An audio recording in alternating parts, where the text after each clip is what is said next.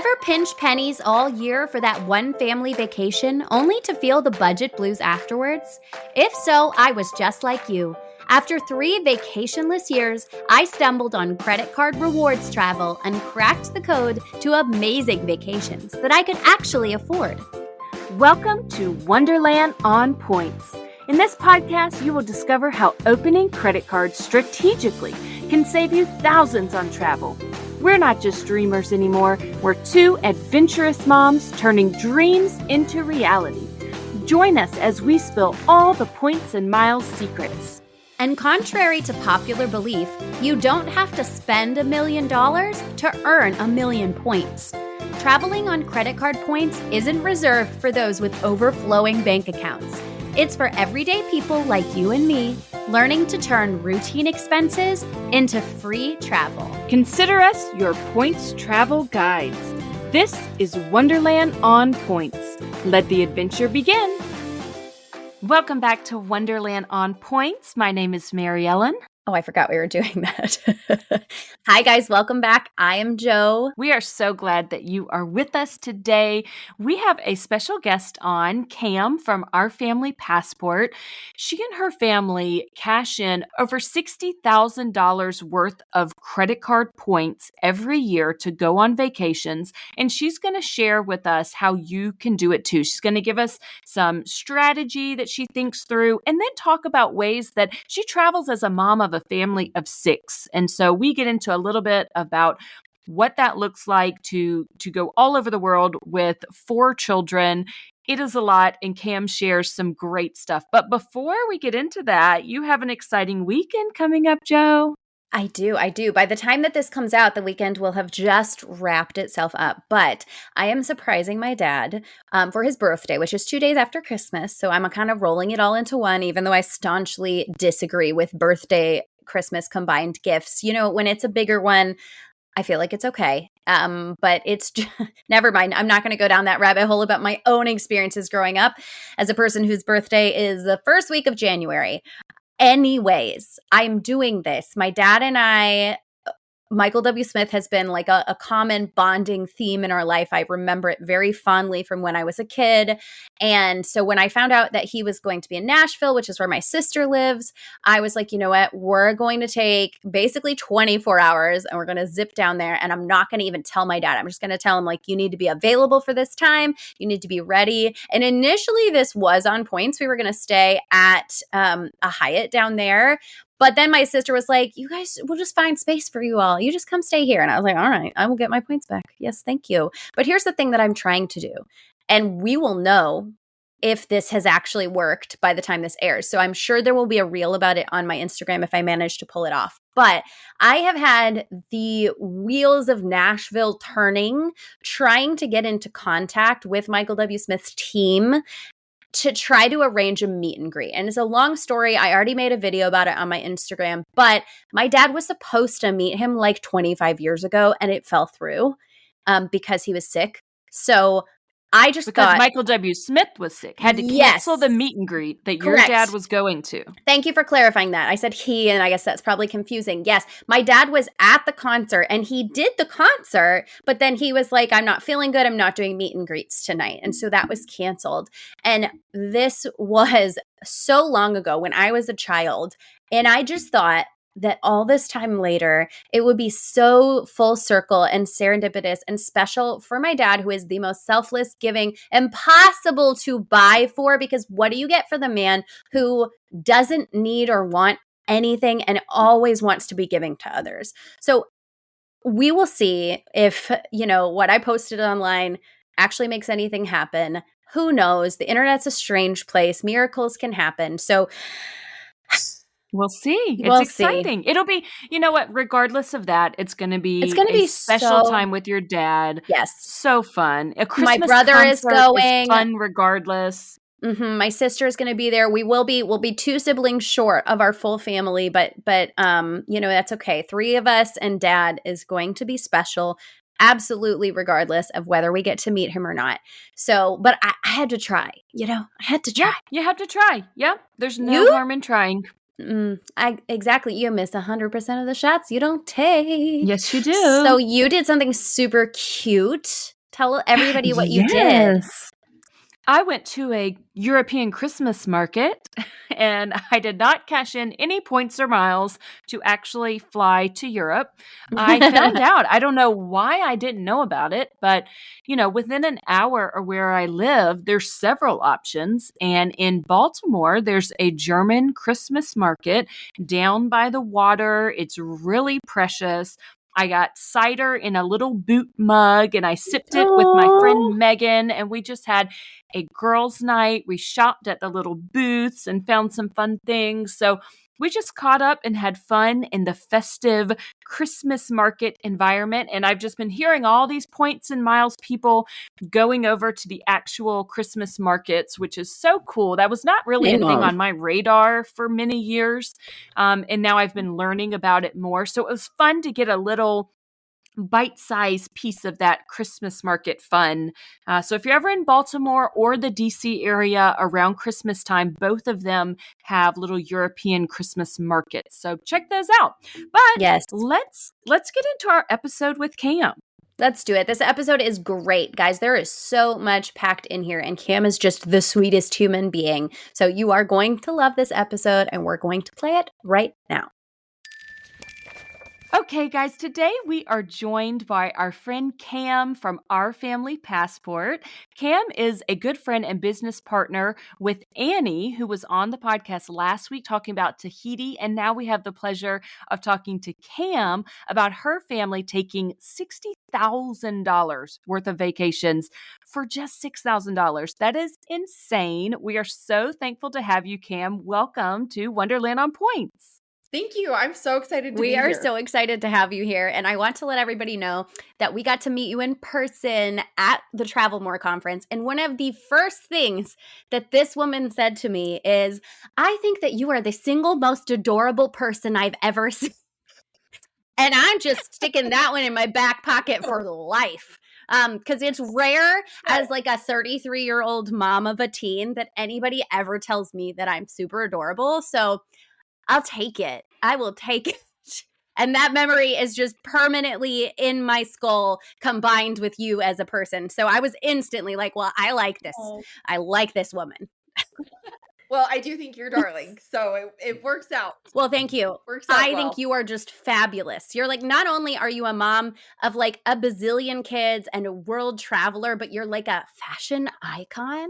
Like, I don't know if you know this about yourself, but you're fabulous. That is I true. mean, every outfit that you had the whole weekend, even the outfit that happened after like some kind of soda mishap or something like that was amazing. I was like, wow, she just had a backup. And the backup is good. Well, thank you. I try. Well, I try. you do great. You do absolutely fantastic. My daughter, I can't ever show her any of your content because she'll be like, why don't you look fabulous like that all the time? Why do you go out of the house in fuzzy Uggs and yoga pants every day of your life? I mean, the reality is that most days, I think most moms actually are in their fuzzy Uggs and they look like that. So I don't look like that on a day-to-day basis, I would say. Okay. For sure. I'm not all put together with my cute bags and stuff like that on a Well, you day-to-day basis. could have fooled me, and you do a great job. Okay, why don't you give us a little bio? Tell us about your family makeup and how you got into Points and Miles personally first, and then also give us the journey of how it grew into an education thing. Okay, I would love to. So I'm now the mom to a blended family of 6. So we have 4 children. I brought 1 to the marriage. My husband brought 2, and then we had 1 together. And so we love to travel all the time, but I actually grew up traveling. My parents took us all over. And I got married really young, and then I got divorced really young. Yeah. Yep. And when I got divorced, I was working 2 teaching jobs. At the time, I was an art history professor for a college here in Utah, and then I was teaching high school. And I had grown up traveling. I had done all of these things. I was married, and my then husband took care of our finances. And all of a sudden it was like, wait, what is happening? I don't have the money that I had to travel. And so I figured I really have to figure this out. I have to dig in and I have to figure this out. So that's where I really, really started learning about Points and Miles, was doing it for me as a single mom at the Mm. time, for me and my son, and how we could make it work. And then I got married, I, gained more kids, and I had another baby, and it was like, "Wait, I want to continue doing this with my family." And we went to a child psychologist when we first got married. I obviously had come off of a divorce. That's catastrophic for anybody.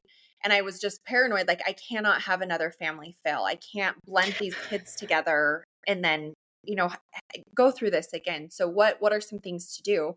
And he said that there were three things. He's this world renowned child psychologist. And he said that there were three things that all of his patients, and they kind of like their exit interview, he would ask them.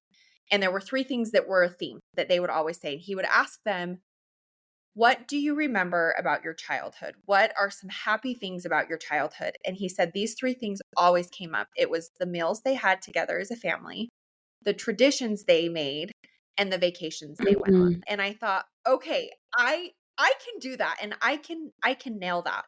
So we both, my husband and I, when we first got married, we decided, okay, we're really gonna prioritize that, and we're gonna focus on that. And because it was such a part of my childhood, I really wanted to give those opportunities to my children. And then it grew into education just kind of by accident. That's my background. My background is in academic research. I was an art history professor.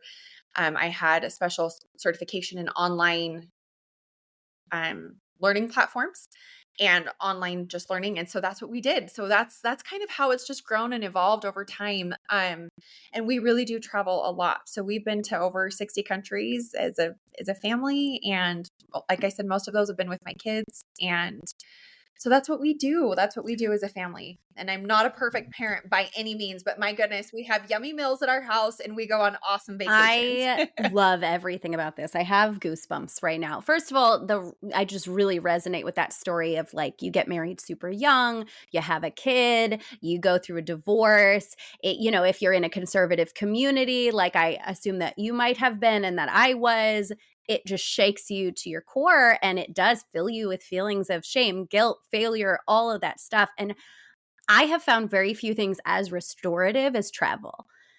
But it's just, For sure. again, like single mom, regular middle class job, or even really less than middle class at that point when when I was back then. I was definitely not making enough to survive, not really sure how that happened, but it's just like you don't really have the means to do these restorative things. Like, what can you do? And Points and Miles is the answer. And I think that's how all of us somehow end up really passionate about this, is just how it personally and emotionally connects to our lives. And that For story is sure. amazing. And I bet that your family is close. I maybe not, I don't know, but travel really We brings are. you, No, we yes. are. We are close And little it's because you've family. been We really are. intentional. And I love that. For me, traveling, it's about Yep. my family. It's about the time away with my family and making those memories and doing those things together. Absolutely. Yeah. Well, that brings us to what we're going to talk about today. And that is in the course of a year, and you've done this really many times, not just one particular year, but on an ongoing basis, really, you're able to do this, where you're taking $60,000 worth of family vacations for a tenth of the price, for $6,000. And some of these vacations are more lavish than others, but none of us, well, I don't think, not me or Joe, have a $60,000 travel budget. 6,000 is even a little bit pushing our travel budget. So, how are you doing this? We want to tell our listeners so that they can start making it happen for their families too. So let's give us an example, maybe over the last 12 months of the Okay. places that you have done to make this happen. So over the last 12 months, our family, we've gone to Bora Bora. We went to Disney World. We went to Japan for a month. We went to France, London, and Belgium. We went all together in the summer, and that was such an amazing time. We were gone for 3 weeks.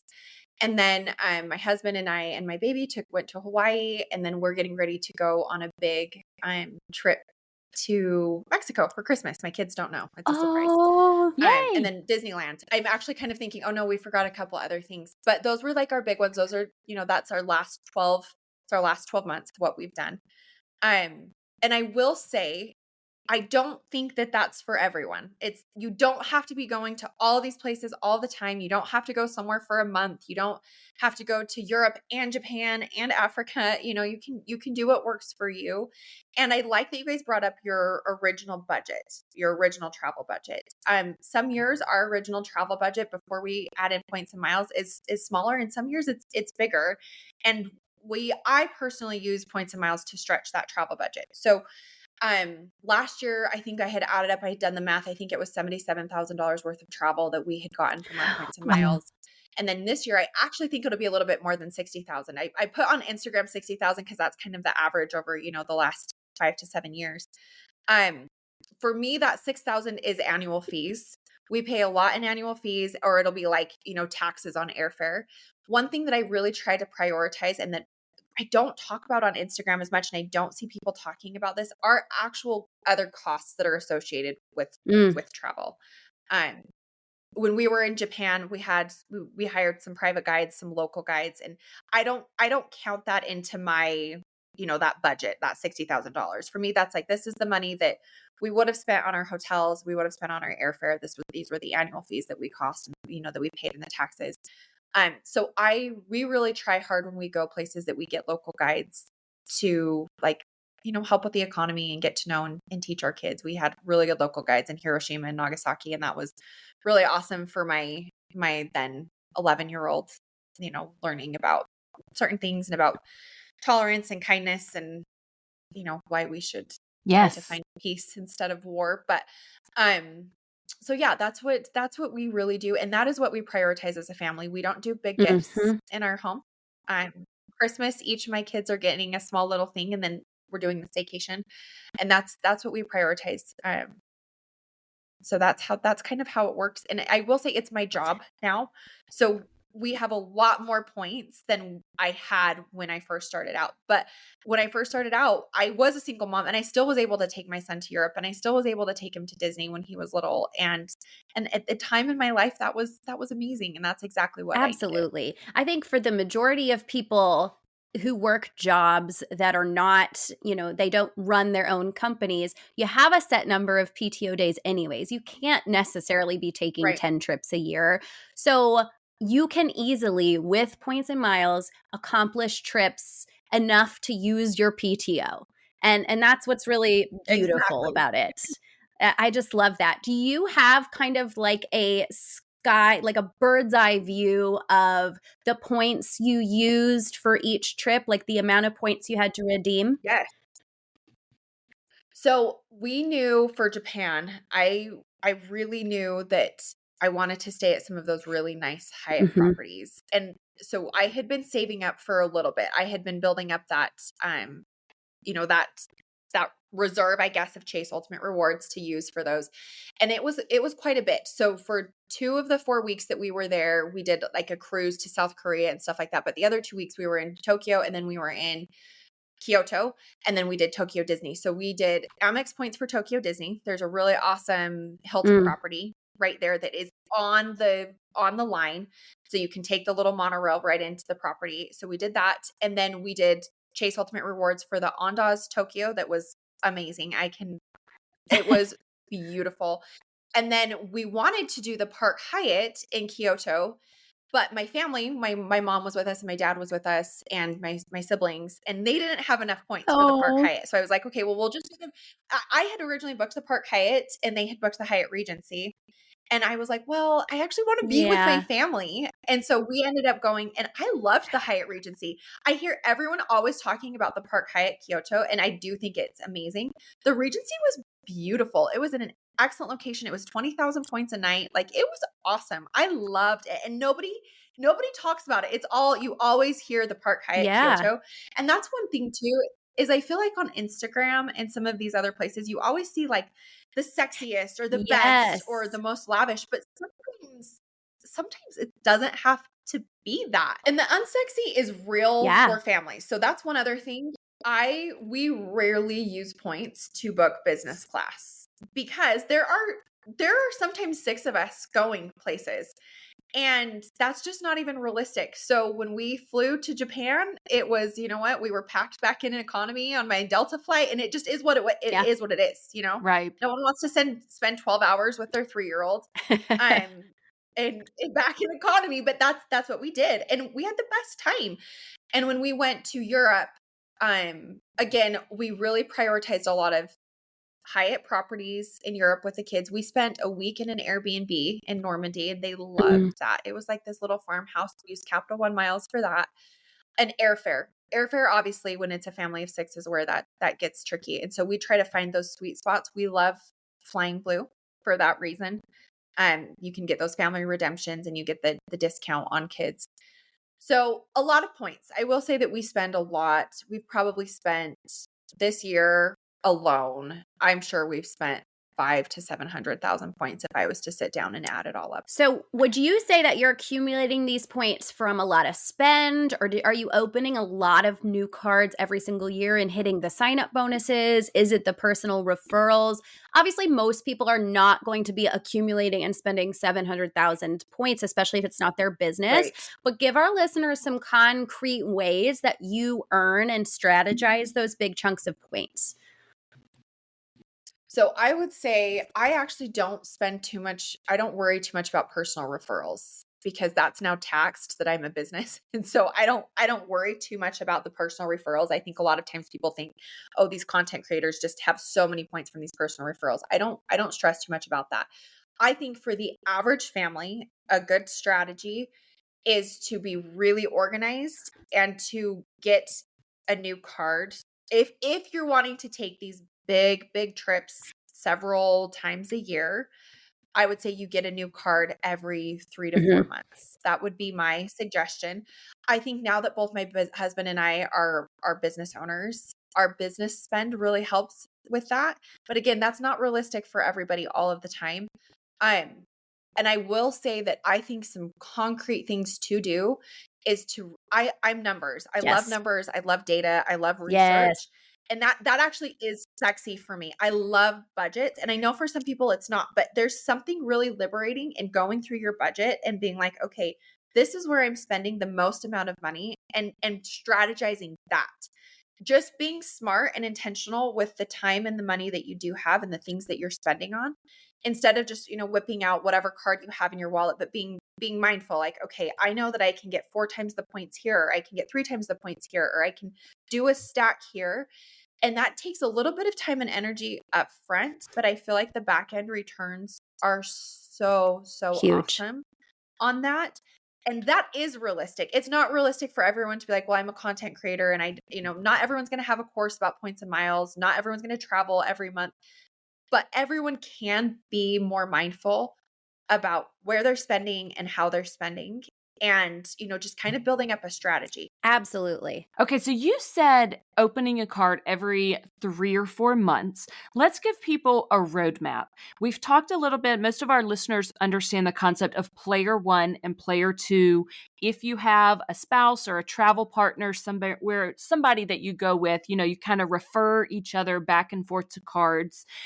Would you recommend that this is, player one opens a card 3, 4 months later, player two opens, then player one? Or is it really a little more frequently than that if you're taking turns with player one and player two? Do you think people should open up to the business cards? Talk us through that a little bit more. So here's my caveat, and this is where I would start.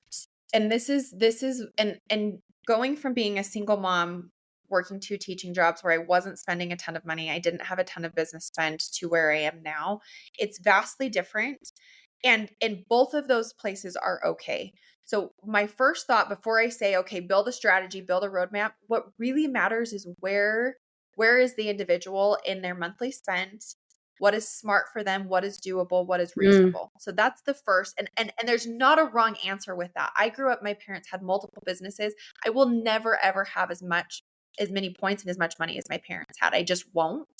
And that is okay. That's okay. It's working within what you have. So that would be my first thing is I think that this is lots of times we compare like, oh, well, so and so went here and they did it on points and they saved this much money. And yes, that is possible. But it also is it's also a personal thing, Mm, right? It's like people that invest money. You can only invest so much in the stock market depending on where you are yes. financially. So my first thought and my first caveat is there's not a wrong answer. For me and for my evolution, where I started was, okay, I'm just going to get 1 or 2 cards. I'm going to take one trip with my son. I'm going to use my PTO. That's what I'm going to do. And then it just kind of evolved from there. So, Mary Ellen, to your question, now my husband and I, we both have our own businesses. We do have quite a bit of business spend. We individually are both getting new cards probably every 3 months because we have business spend and we're able to meet those minimum spends. It has not always been that way. Mhm, And like I said, that's okay. Um, I think when someone's building a strategy, it's like when you go and buy a house. You have to decide what is comfortable, what is smart, what is responsible mhm, here. What can we afford? How can we work this out? So I would say you first just need to assess, all right, how much do we spend? Um, my other question is that spend needed? mhm. Don't spend money just to spend money. If that spend's not needed, don't spend Amen. it. In the long run, it's better to not spend that money and not get those points into, this. I really do believe strongly. And I think because I started as a single mom and I was so concerned about that, but being fiscally aware as well of what you're Yes. putting on your credit card, what you're spending, are you being mindful? And then I would go from there. Like, okay, if a family household, if they're spending, if they have spend between businesses and childcare and all of these things, let's say that it's, $6,000 a month, then you can decide, okay, this is a good strategy. So I'm going to open a card. My husband will open a card in 2 months, and you just kind of piggyback off that. And that's what I would do. I really do think it is a matter of getting down, looking at the numbers. I also think it really matters on where you want to go. And I know that's kind of an Yes. unpopular opinion in the points and miles world, because I know a lot of people are like, well, you just go, you get a good deal and that there's business class flights now to Rome, so you take those. That's not actually how we travel as a family. Because we're a blended family, we have to get things cleared with 2 other sets of families and 2 other sets of Mhm, parents. We have to be really strategic about our time. And so that doesn't actually work for us. So we have to decide, okay, I'm going to go here. Like this year, I'm not really prioritizing earning a ton of chase points, because where we're going as a family is more, we're staying at more Hiltons, more Marriott's. So I'm really focusing more a little bit on American Express and Capital One and those transfer partners. So I would say for listeners, for a beginner listener, start where you are. mm, Just start where you are and just start. For an intermediate listener, I would say really start assessing your spending and determine where you can earn a few more points here and there. Be a little bit more mindful about those multipliers, be a little bit more mindful about your strategy. And for an advanced, I would say really start looking at some of those redemptions that you want to go to, and play around, figure out, how do you get to Mount Kilimanjaro in business class? What does that look like? And start going directly towards those. absolutely. Is that That an was answer? I so feel Oh, like yeah. that's kind of all over the That was place, but spoken like a teacher, like a professor, truly. Like you absolutely nailed that one. I think that's amazing because it's been a long time on this podcast. In fact, maybe just our first 1 to 3 episodes where we reminded people about the very first thing you should be doing is assessing your budget. Before you get any cards, you need to know how much you're spending, where your money is going, what can actually be put on cards because not everything can. And then you need to be right, kind of deconstructing from that point and deciding what cards you need to get. And then if it fits the travels that you want to take, it's extremely valuable advice. And I think that we forget to tell new people that, because some of us have been in it so long that part of the process was forever ago, and we forget that not everybody thinks through that. You can't get a card with $10,000 minimum spend if your family credit card spend can only be $2,000 a month, which is the case for many right. people. So I think, And that's yes, it is okay. okay. And There's that's okay to tons of suggest that. cards. That's okay. There's tons of cards and tons of places and tons of things that you can do within that. Absolutely. Um, and I would even push back, Joe, and I would say, even for those of us that have been doing this for a while, taking a step back and reassessing budget, and okay, our spending evolves over time. Where am I spending? Where can I be smarter? Where can I be a little bit more streamlined?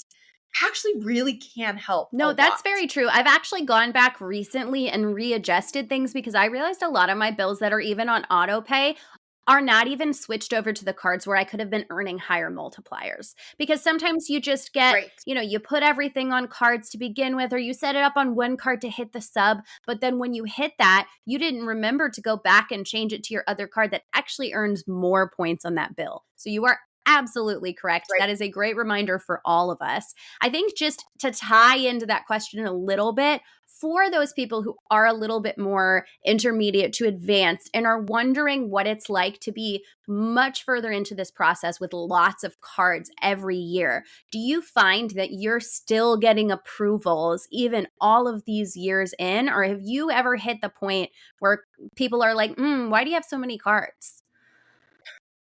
Okay, I would say both, but it's been that way for Yeah. years for me. And when that happens, so this is my, and this is kind of unpopular too. I actually, for me and for the students that we have that we try to teach, I feel strongly in building a robust strategy. So not just sticking to Chase, not just sticking to Capital One, not just sticking to American Express, but kind of alternating. I think that when someone maxes out, we're so quick to teach Chase and for people to do Chase. A, because it's a quick win. B, it's an easy Mhm. program. And C, it's just, it's great. It's easy. It's easy. It's sexy. You can get some of those really beautiful Hyatts for less. The problem that I have found is when someone goes all in on Chase, they max out their 524, it actually does impact their ability to get accepted for American Express or Capital One when they might need those Yep. later on. So I really like building an alternating strategy a little bit. And that's what I do in everything. I will alternate personal Chase with a business American Express with a Capital One. And so I do alternate a lot. I will say in the last 18 months I've had 2 denials because I have too much credit available to me. Yeah. And that's Yes. okay. That's all right. And then you reassess that strategy. I've had to close a few cards and bring that down just a little bit. Or you call the reconsideration line, like, hey, can I move 10,000 of credit here to here? And I will say the more credit that you have, the higher your credit score Yes, it actually is. is, which is beautiful. That's beautiful how Yes. that works. um but there are times where I will, I really wanted I think it was the Ink Unlimited just recently that had that really high Yeah. welcome offer. And they told me no. Oh, They were like, "Nope, you've already had that." And I thought, "Okay, I just need to reassess and yep. re-strategize." So then I was like, "Well, I'm going to wait my period of time and I'm going to get an American Express business card." So that's what I did. That doesn't happen often. Like I said, that's only been 2 times in the last 18 months for me. But again, it is a strategy for me. I'm like, "Okay, I know I need to close this one, or I know I need to downgrade here or whatever." And It that's okay is. too. Credit card denials are They not are the end of the not. world. It's not That's right. it's not as scary as No. everybody thinks it is. I mean, It's if you're good to getting hear that it happens to everybody. It it does happens for to people sure. who've been in this a long time. So don't be afraid. It is probably going to happen to you at some point if you stay in Yes. the game. So Yep. that's really good to hear. Okay, so if we are opening cards, we're earning sign up bonuses, let's get back to more of tangible things for families who want to make a dream trip happen. One of the Okay. things that we've brought up several times for my family, I'm a family of 5. And like when I go to Europe next summer, it gets really pricey because I'm going to have to get 2 hotel rooms and all the hotels we stay in to accommodate my family. So, with you guys being a family of 6, do you stay? I know you've mentioned Hyatt a lot, so I know you're pretty loyal to Hyatt. So you also mentioned Marriott and Hilton for upcoming things. Do you really stick to hotels even with a family of 6, or do you dive into Airbnbs more? That is a really, really good question. Most of the time we stick to hotels, and I'm not actually really specifically loyal to Mm. one brand. I'm and I mentioned this at the beginning, for me it's the destination. So while I love Hyatt and I think Hyatt is an awesome sweet spot, Hyatt's global footprint is a lot smaller than Hilton and Marriott. So I kind of build my strategy based on, like I had mentioned, where I want to go. It is hard with the family of 5 and 6. And in fact, when we were in Belgium, We had to get 3 rooms, not just 2, we had to get 3 rooms. Wow. And sometimes the places that we go, I actually do want a hotel. I want a hotel room, some of those city destinations. When we're going to go to Rome next year, and we'll get an Airbnb there just because that just works out better for our family. But we don't always do Airbnbs. Again, it kind of just depends where we're going, what we're doing, what we want the experience to be. And I don't think I don't think it's wrong. I do think that Airbnbs can be a really solid win for larger families Yes. who have kids.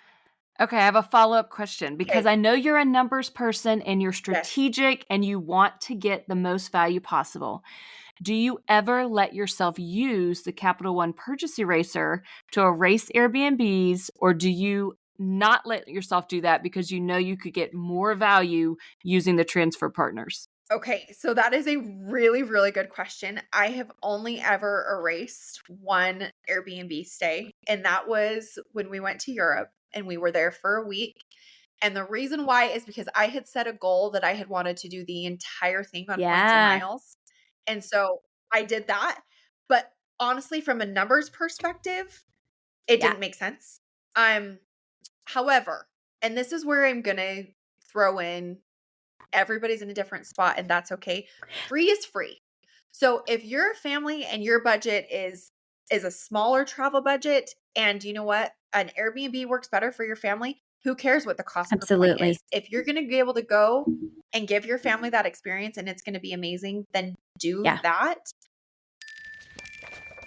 Okay, before you hear the rest of today's episode, we have a Facebook group and we want to tell you all about it. If you're like us and you love exploring new destinations without breaking the bank, you're going to want to join. We've launched this exclusive Facebook group dedicated to sharing tips, tricks, and insider secrets on maximizing your travel experience using points and miles.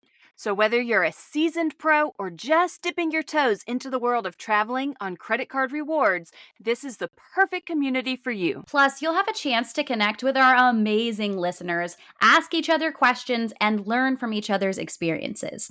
So, if you're ready to take your travel game to the next level, join us in the Traveling on Points, Wonderland on Points podcast Facebook group. You can find the link for the group in our show notes or just search it on Facebook. We cannot wait to see you there sharing your travel stories and picking up some new tricks along the way. Okay, let's get back to the episode.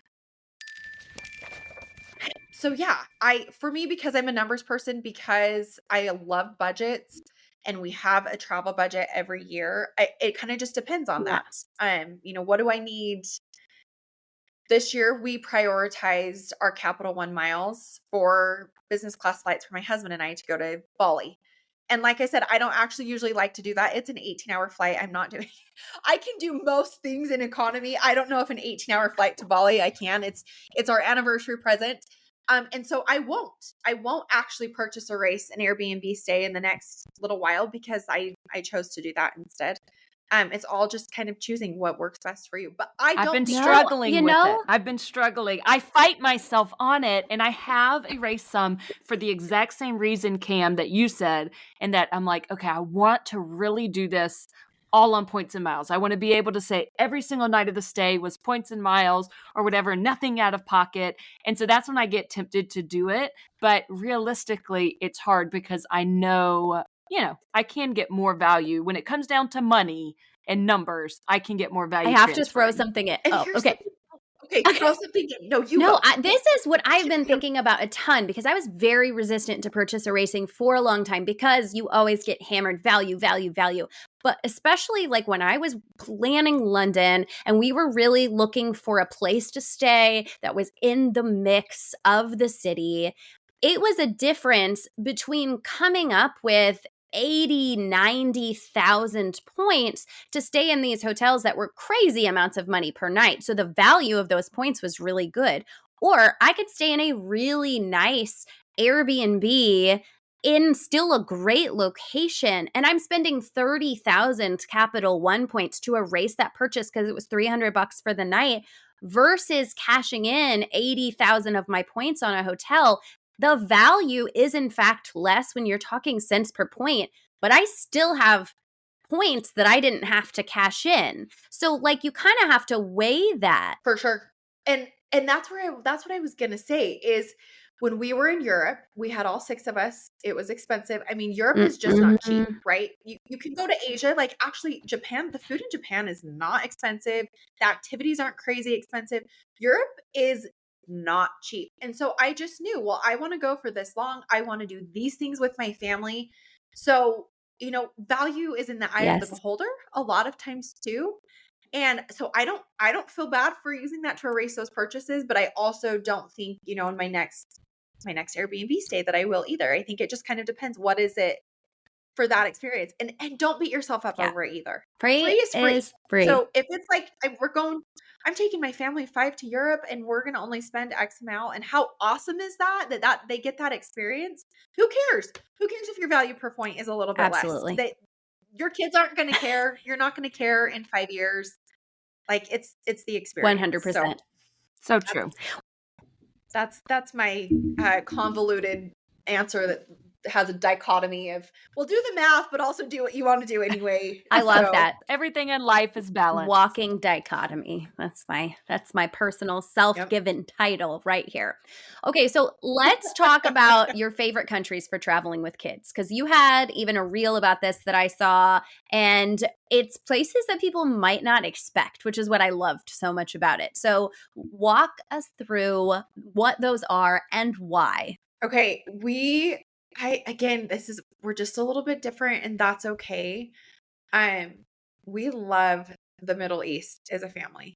I love Egypt. I love Morocco. I think the people are amazing. They're so kind to children. You cannot even believe it. Um, my favorite thing about Egypt was just how amazing the Yeah. people were with my children. They loved my children, and it was just such an awesome experience. Norway is amazing with kids. It's beautiful, it's active, it's outside. People are so great. Thailand is so good. I personally just believe that kids can go almost anywhere and pick up everything and have an amazing experience. And I think the more I travel, the more I realize that everybody everywhere, for the most part, is good. Mm, And regardless of socioeconomic status, regardless of race, regardless of belief systems, people just want their families to be happy and successful and yeah. healthy. That's what they want. And so I feel so strongly in like taking my kids places where they can see that and they can learn and become global citizens. And I love exposing them to different religions and cultures and backgrounds. And I know this is stupid, and I know it's like kumbaya and all woo woo, but I really do believe that like travel makes people That's not better, stupid. makes them It's kinder. true. Um, I feel like my little ones are so Mm, compassionate, and when they get to go and see and learn and experience different things. So I'm all about, go to the fun places, go to Disney World, go to Hawaii, go to those awesome places that everybody loves. But if you're up for it, go somewhere that seems a little bit different and scary and experience it. We loved Egypt. I know that's kind of a hot button and some people don't. We I'm glad loved that you're Egypt. saying that, because I don't know what is happening with my Instagram, but I keep getting targeted for like all the videos showing you how Egypt is super overwhelming if you're a woman. They're always trying to scam you. They're always in your face. I watched 5 or so of those over the last couple of months, and it was enough to put me off of Egypt, which is wild because as a child I was obsessed with Egyptian mythology, wanted to be an archaeologist, have always been fascinated by Egyptian history. Like always wanted to see the pyramids. And so it was a little disappointing the way that that stuff is getting pushed, and it kind of scares you off of it. So let's take a moment for And Egypt. I also think there is truth to that too, because you know what, that's somebody's experience. Like, hey, this is really overwhelming and this does feel scary. I really think that being prepared is super helpful. When we went to Egypt, we had a private guide with us the entire time. We had a private driver, and we actually did have Mm, security some of the time as well. We never felt scared. But I can see how for a solo traveler, if you've never been to the Middle East before, you haven't, like, that would feel really overwhelming. When we decided to go, I had did all the research I could on it. And one thing that I read was that, you know what, Egypt's economy really just does rely on Mm. tourists. And so this is a true story. I live in like conservative Utah, and I went to the bank and I'm like, I need $400 in ones. And the bank teller was like, wait, what? And I'm like, yes, $400 in $1 bills. He was looking at me like, I promise I'm not a stripper. I'm not going to a strip club. I'm going to Egypt. Okay. And he looked at me like even more confused. But I just decided, you know what? When I go, I'm not going to be bugged by the people that are begging for money. I'm not going to be bugged. Like, that is their culture. That is how they're surviving. So when I go to the bathroom and someone hands me a piece of toilet paper and they expect $1, you know what? I'm going to give it to them, and I'm going to build that into my budget, and it's going to be totally fine. And we had no Mm. issues. And it just was like, okay, I just need to accept that that's what that is. And then equally so, when you go to Japan and you don't tip there, there's something really, really Yeah. refreshing about that as well. You know, it's just kind of understanding the customs and the culture and what to expect when you get there, to be a little bit more prepared.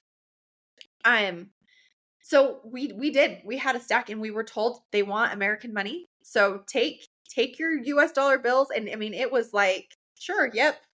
You opened my car door for me. Perfect. Here's a $1 bill, you know, and that was not a bad thing for No, me. that's amazing. I was fine I doing think that. mindset Yeah. there. I need to circle back here. I need to Okay. circle back Let's to, circle back. we went very quickly over the fact that you hired security and a private driver. How did you find these things? Like, how do you go about on the internet? Let me look up private security in Egypt for my family. Where did you book that through?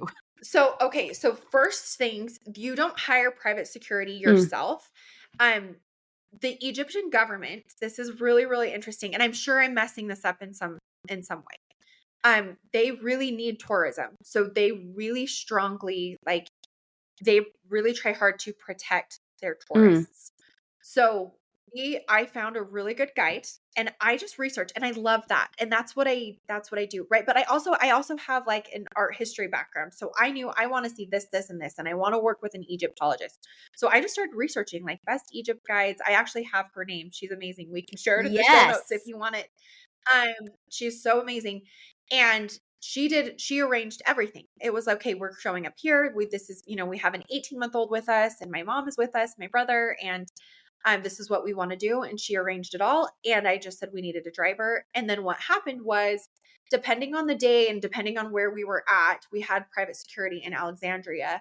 The Egyptian government just assigns like, nope, these guys need security this day. So we showed up to our, you know, our driver came to pick us up and said, hey, just FYI, we have private security guide. He was actually really awesome and really nice. He had his, you know, his big gun. Okay. And we were like, okay, perfect. Yeah. All right. And that didn't happen every day, but we were driving from Cairo to Alexandria, and I don't even know exactly how that works out, but we got assigned to that day, and you know, okay. What is that Right. run? So for this tour guide who was so amazing, Hold because when I on. hear that, I think, oh my goodness, Hold dollar on. signs, Hold dollar on. signs. I kind of think we should have an Egypt episode. If you did that trip on Points and Miles, I would do it. I think we should have you back. We did it on Points Okay, and Miles. no, we're not going to answer love that to. question, Mary Ellen. We're not going to. The people have to wait. Nope, we're not going to do it. We got to tease it a little bit. Cam, if you will come back for an Egypt, I highly doubt we're going to be able to find anybody in our community that's done Egypt on Points and Miles. So I am fascinated. I think it's enough for a whole episode, and we've already beat it a lot just now. So I think we should wait. Okay, We I will loved it. switch my question. Okay. My question, Switching Cam. question. Okay. Okay, this is more general for a lot of families as well. My kids have tree nut allergies, severe life-threatening tree nut allergies. I know that you travel with celiac. Yes. Let's talk a little bit about international travel can be very scary for families that have severe food allergies. I mean, we Yeah. can bring an EpiPen, but it's still scary having your children try foods from all over the world and not really knowing what is in the food. So how has your family balanced that? How have you managed traveling and not being overcome with anxiety to eat food all over the world? So I will first just validate, when it's your kids, it's different. So I right now am the only one in my immediate family. I'm the only one that has celiac disease. So I can 1000% validate why you're like, no, these are my kids, right? Like I have to protect them. I was devastated when I was first diagnosed because I was like, what does this mean? And I'm not going to sugarcoat it. It does take out one of the most fun parts of traveling Mm, for me is that, you know what, you don't get to try the fun things. And that just is what it is. I learned really quickly. I'm not a carry-on only person simply because I check a bag with food yeah. everywhere I go. And I know at minimum, if I cannot find somewhere safe to eat, that I have food with me that I can eat. We spend a lot of time at grocery stores when we go places, and that can be tricky with Trina allergies, especially in different countries when you're trying to learn. I'm going to circle back to a private guide. Those can be really invaluable for that where you go. Having someone that speaks the language perfectly, that knows, that can tell you, okay, here are the ingredients. I have an allergen card that I take with me Mm, everywhere. I do a lot of research ahead of time. Um, but I can just validate it is really tough and it's not super easy. And it does take some of the fun out of what that, I don't get to just try street yeah. food anymore. I don't get to do that. And food becomes one of our most expensive Yeah. costs on our trips because a lot of times the places that do really well with allergies are the more Yes. expensive um, places. And that's not always the case, but that is tough. And I got gluten really bad in Japan. And actually it was my fault. I was like, I don't know. This doesn't look right. This doesn't feel right. And I was really sick for a few days. Um, but it's different when it's a tree nut allergy and you're like rushing to the emergency room, right? I can be up all night puking my guts out for a little bit. Um, but I will just say that it's not super fun. And Yeah. I pack food. I pack protein shakes, I pack gluten-free bread, I pack food when we went to anytime we go to anytime we go to Asia, I take my own soy sauce. Yeah. Um, Yeah. and It's scary. It wasn't I mean, my children, my son, he is almost 12, and we've okay, known since he was about 2 that he had the tree nut allergy. And honestly, at times we almost forget about it, right? Because he hadn't had right, a reaction in so long, and you think, oh, is he even still allergic? And then about 2 years ago, he accidentally consumed some pecans that were hidden under caramel drizzle on a dessert at an event where people had brought food, and he eats cheesecake all the time. He thought it was fine. It was right. very much not fine. He went full on anaphylaxis. We did EpiPen. 4 hours later, he had a rebound reaction, needed another EpiPen. I mean, it's really terrifying because you go from Yes, this is a completely healthy child to in a snap your fingers and he could die. right. It's scary. And when we went to Honduras as a family last year, I it was the first time that I really thought about it more when traveling as a family and was like, wow, this is scary because I want to go to these places all over the world, but some of them don't have a hospital 10 minutes away or an Right. ambulance that I know can get here in 2 minutes to help. So it's something that I think about a lot. And I'm sure a lot of our listeners have kids with allergies. So I just want to talk about it a little bit more on the podcast and ask for tips and what other people do.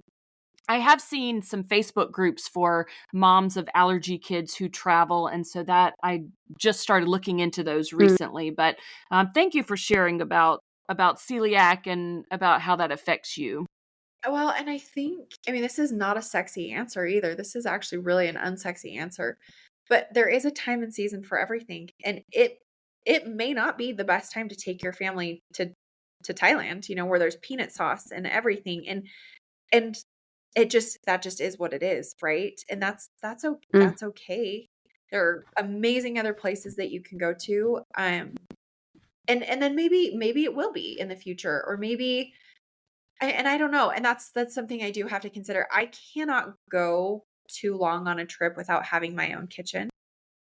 Right. And I just know that, and I also know that that eats into my mhm. budget. I know that that eats into my family's budget. I just know it.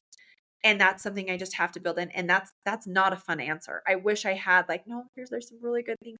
I do believe though that there are a lot of resources. I do think there are other families that do this. And I think just reaching out and seeing what they do can be really helpful.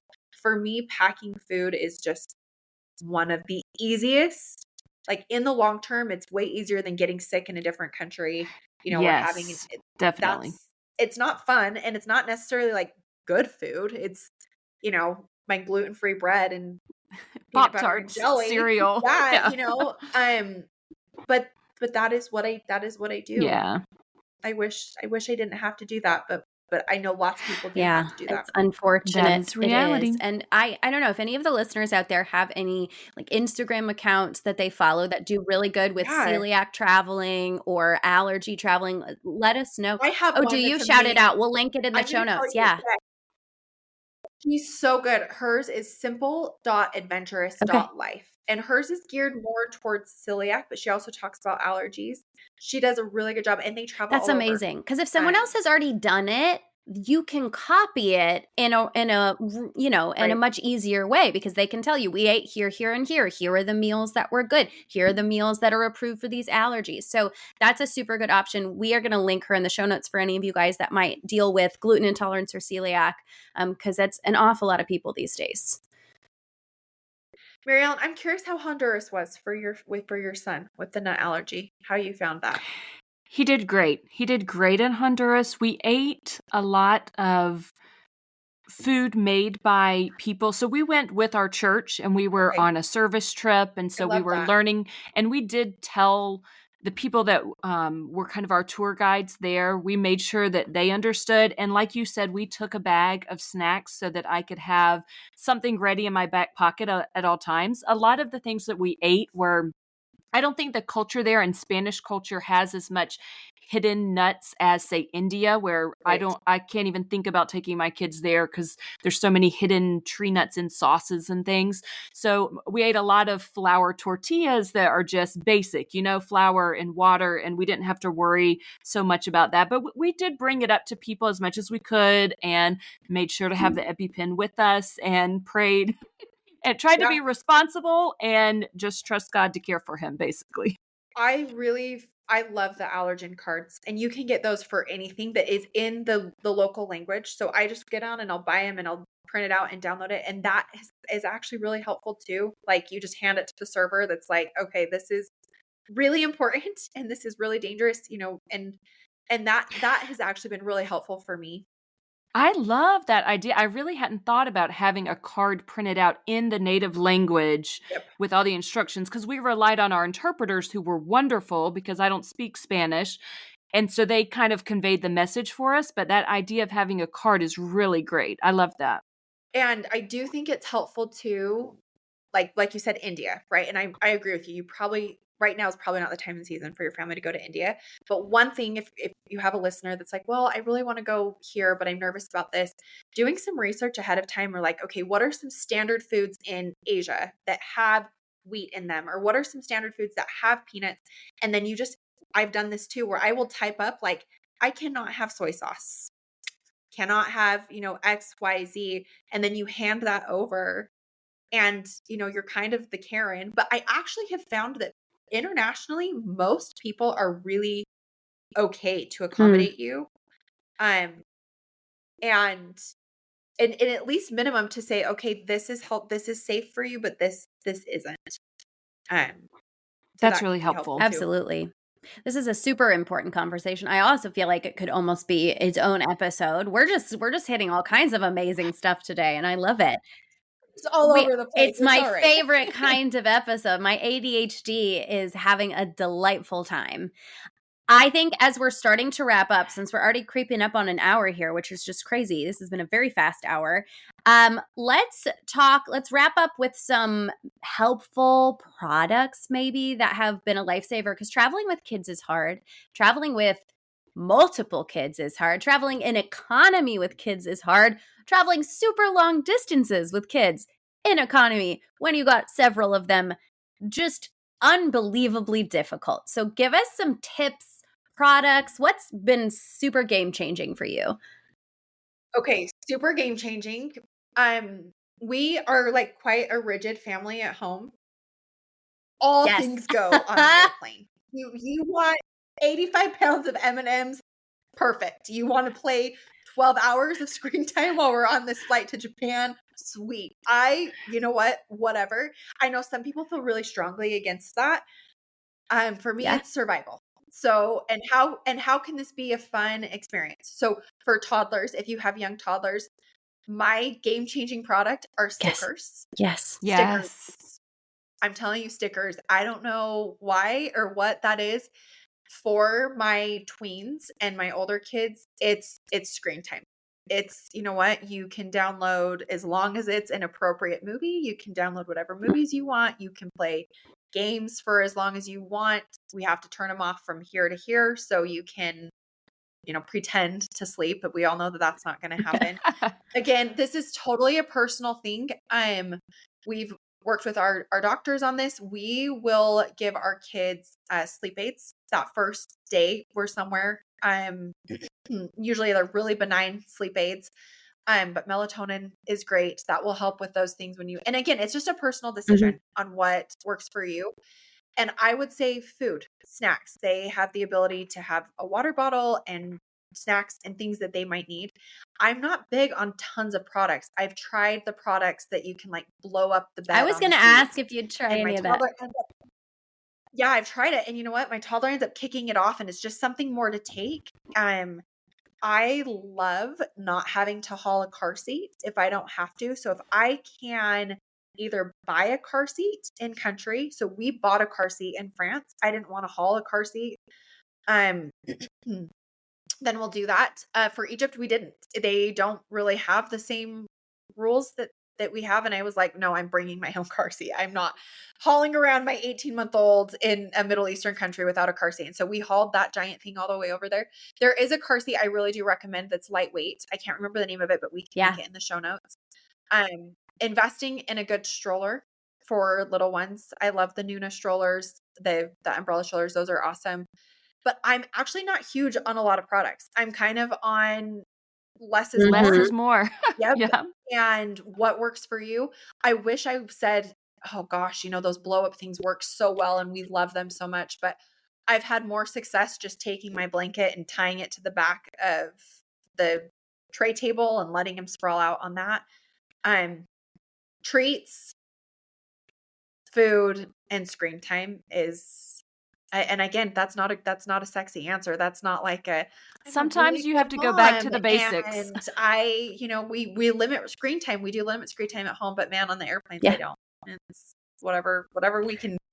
We're flying to Japan as a family, however we survive. I think that's perfect. Perfect answer. And it's kind of good to hear because I don't know how often I am targeted for ads for products for sleep on planes. And I like to stretch my points. We do a lot of economy flying. And, when I see something that straps my head to the seat and covers my eyes and I don't have to sleep like this, I'm like, should I buy this? It's $70, but maybe it's worth it. And I think I need to remember that most of the time the products probably are not worth it and don't work as they say. I do have a neck pillow that I'm obsessed with, and I can't remember the name of Okay, that well, either. probably But should it's link that one one as well. where I'll link it. And it was a little bit more expensive. I think it was like $40, but I've literally taken it everywhere. I have also tried, Joe, I've tried that Have thing you that really? it's a Okay, good to 0. know. Oh yeah. And you know what? It might work for you. I don't know. It didn't work No, for I me. am I just was like, all right. susceptible to advertising. If I get targeted with something I think we enough all are. and it's happened, yeah, this is good. I'm glad to hear it's a 0 for you. I think a good solid neck pillow is a better way to go. So we'll link it. I'll find it and we can link it in the show notes. I like it because you can it connects to the back of the seat if you want, so you can kind of rest, and then it straps right here so your neck doesn't Oh, yeah. bounce. That sounds I like great. it. Yeah. And I think it was Worth it. $40. It's like, yeah, and I've taken it everywhere. So I think it's great. Absolutely worth it. As far as products for kids, I wish I had some good like magic, wand. We do prep our kids, and my kids are used to flying. And I will say, the Right. more you fly with kids, the easier they are. My 3-year-old can get himself through security. He can get himself on the airplane. He buckles himself Love it. in. It's just practice, and it's just acknowledging this is the not fun part, and it's not going to last forever. And sometimes life isn't fun either. It's not bad for kids to Mhm. realize, it's not They always need to fun. learn to be bored. In this day and age, Yeah. that's really a problem that kids no longer know how Ooh. to be bored. I don't So, think adults know how to be bored, to be honest. I was talking to my yes, husband true. about that the other day. Like, gosh, I'm on my phone way Oh, too when much. you find yourself pulling out your phone at an extra long traffic light or in a store line, Right? Yes. You're like, I I have have a problems. problem. This is not good. It's time to quit my phone for a couple weeks or something. Well, Cam, thank you so much for spending time with us today. Tell everybody where they can find you Mm. online. Yes, of course. We're at Our Family Passport on Instagram, and then our blog is Our Family Passport, and it's all about families and making things doable and fun and experiencing the world together for Yes. less. So we would love to have you come hop on over there if it Oh, works yeah. out. We're going to link everything in the show notes. Your Instagram is fantastic. And then you and Annie also have a course together, correct? We linked it Yes, in we last do. week's episode, but we're going to link it again so people can do that. Remind everyone what it's called. It's called Travel Reward University. We call it True. We have over 1,600 students in it, and it is genuinely awesome. We love our course. We took everything we knew about points and miles. I applied my academic background to it. It's fun. It's actionable. We have a great community. So we'd love there's a wait list for it right now. So it's not open, but we'll drop the wait list and you can join the wait Perfect. list. And yeah, we'd love that. Amazing. Okay. Very Yes, we cool. Thank you so much for thank having you. me. We really appreciate your time today. This was so fun, so informative, and there's just like so much here. And I am not kidding about that Egypt episode. We got to get you on our schedule. I would love Yeah. to. I would love Okay. to. All right. Well, everybody, you let's heard do it here first. We're going to have a Points and Miles Egypt episode with Cam coming up, hopefully in the near future. We got to make our travel schedules all fit together. Let's do it. Okay. Amazing. Bye, Thank you ladies. so much. Have a great day. If you enjoyed this show today, please consider writing us a review or clicking 5 stars wherever you listen to your podcasts. And please subscribe and follow along so that you never miss an episode. You can follow the podcast on Instagram or YouTube at Wonderland on Points Podcast. You can find me on Instagram at Family Travel for the Win with the number 4. And you can find me on Instagram at Points to Wonderland. If you're thinking about getting a new Travel Rewards credit card, consider using the links in our show notes. Using our links helps to support us and keep our podcast going so we can provide you with all the latest tips and tricks when it comes to traveling on points. And if you aren't sure which card is right for you, shoot us an email at wonderlandonpoints@gmail.com, and we would be happy to walk you through a free card consultation. That's also a great place to send us all of your comments and questions. Thank you so much for joining us, and we will see you here next time.